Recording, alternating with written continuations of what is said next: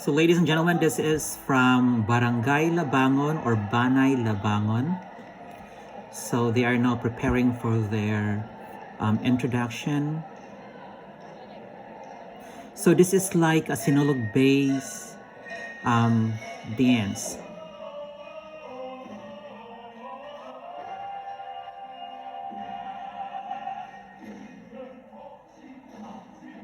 May pagka-mysterious yung kanilang concept.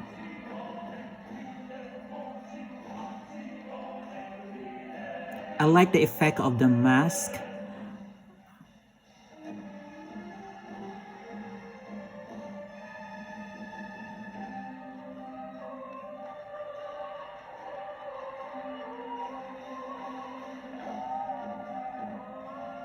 So by the way, Banay Labangon is, I think, the third prize winner of the Sinulog sa Dakbayan.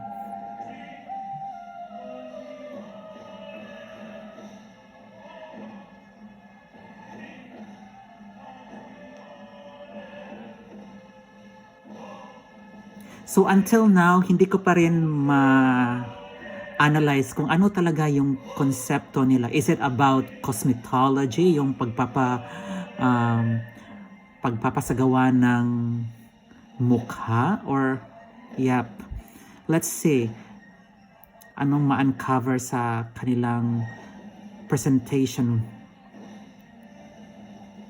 So may salamin, so siguro,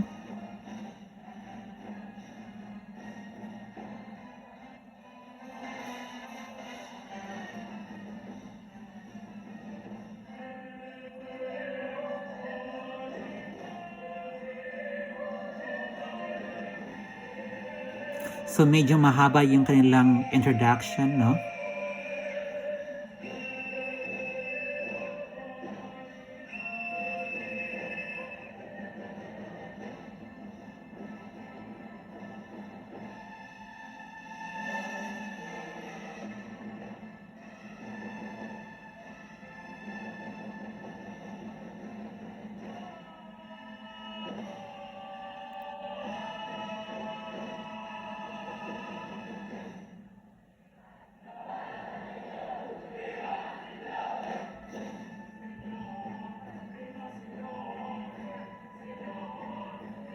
So ito yung kanilang Sinulog Queen in a white gown. So hindi pa masyadong ka-spectacular yung kanilang backdrop. Ano lang, mediocre lang, simple lang yung kanilang backdrop.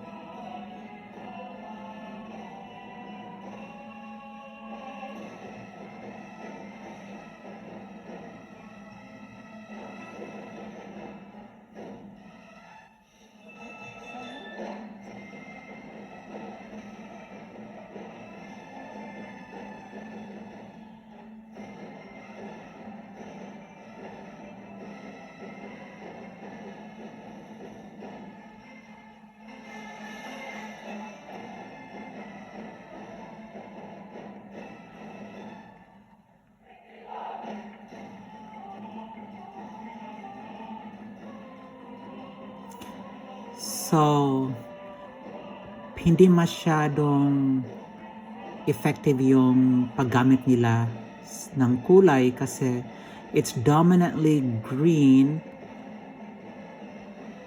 Parang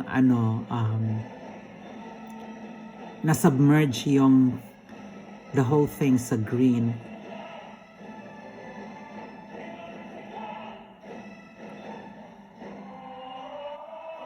That is nice. That is beautiful. That execution is beautiful. Very dramatic. So gold costumes with green.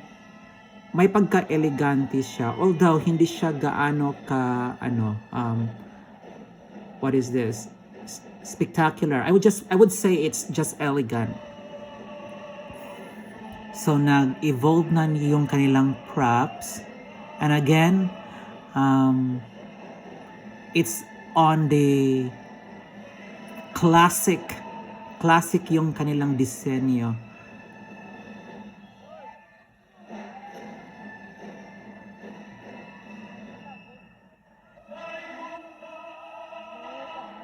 Okay, that's beautiful.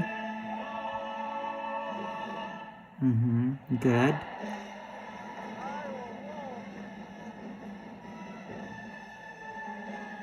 And I think that's the end of it. So as we can see, it's a Sinulog-based presentation.